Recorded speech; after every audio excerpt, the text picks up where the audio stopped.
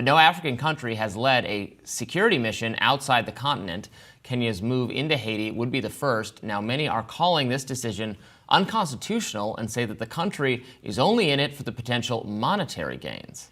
In Haiti, the U.S. has invaded the crisis-driven nation time and time again for over 100 years, invasions that have led to civilian casualties and violence, forced labor, coups, and strong economic dependency on the United States.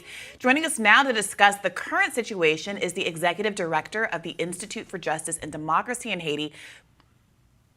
Well, this mission has been several years in the making. It was conceived of by the Prime Minister of Haiti, Ariel Henry, who was an unconstitutional prime minister, repressive, corrupt, but supported by the United States. And he created the mission as a way to prop his government up against rising popular opposition.